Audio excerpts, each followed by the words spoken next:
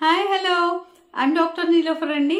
నేను యూట్యూబ్లో హెల్త్ గురించి, లైఫ్ స్టైల్ గురించి అండ్ మోటివేషన్ గురించి చాలా వీడియోస్ చేశాను. ఇంతకుముందు మీరు నా వీడియోస్ చూడకపోతే వెంటనే చూడండి అండ్ లైక్ చేసి ఖచ్చితంగా సబ్స్క్రైబ్ చేసుకోండి. ఇవాళ మన టాపిక్ అయితే డిపెండెంట్ పర్సనాలిటీ డిజార్డర్. మరి మనం టాపిక్లోకి వెళ్ళిపోదాం. మామూలుగా పర్సనాలిటీ అంటే ఏంటంటే కొన్ని లక్షణాలు ముఖ్యంగా వాళ్ళలో ఎక్కువగా ఉంటాయి. అయితే ఆ లక్షణాలను బట్టి వాళ్ళకి ఫలానా పర్సనాలిటీ ఉందని చెప్తారు.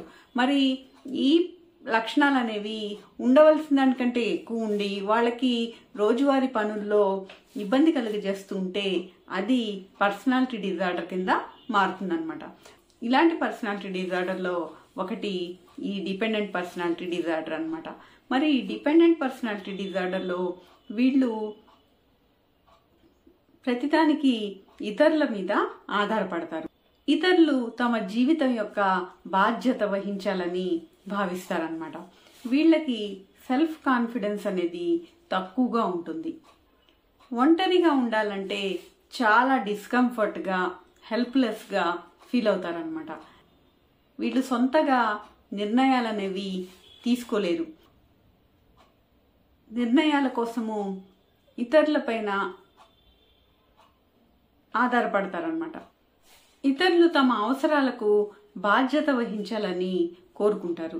వీళ్ళకి తమ మీద తమకు నమ్మకం తక్కువగా ఉండటం వల్ల కొత్త విషయాల్ని తొందరగా చెయ్యరనమాట. వీళ్ళకి ఏం పర్వాలేదని ఇతరులు చెప్తేనే ఆ పనిని చేస్తారు. అంతేకాకుండా రెస్పాన్సిబుల్ పొజిషన్స్లో కూడా వీళ్ళు ఉండటానికి జంకుతారనమాట. అయితే వీళ్ళకి సపోర్ట్గా ఉండే ఒక బాంధవ్యం గనక ముగిస్తే వీళ్ళు వేరే సపోర్ట్గా ఉండే ఒక కొత్త బాంధవ్యాన్ని వెతుక్కుంటారు. కానీ ఒంటరిగా ఉండటానికి మాత్రము వీళ్ళు అంగీకరించరు. ఒంటరిగా సపోర్ట్ లేకుండా బతకలేరు. అయితే వీళ్ళు తమపై తమకు నమ్మకం లేకపోవటం వల్ల నిరాశగా ఉండటము ఇలా ఉంటారనమాట. తమపై తమకి నమ్మకం ఉండదు, వీళ్ళకి నిరాశగా ఉంటారు. మరి వీళ్ళు కోపాన్ని కూడా వ్యక్తం చేయటానికి భయపడతారు. అందుకని వీళ్ళు ఎక్కువగా అణిగిమణిగి ఉంటూ ఉంటారు.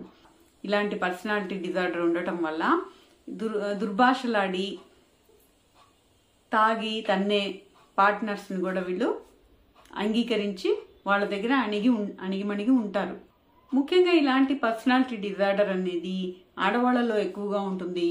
మామూలుగా ఉన్న జనరల్ పాపులేషన్లో ఒక 2.5% ఇలాంటి పర్సనాలిటీ ఉండవచ్చు.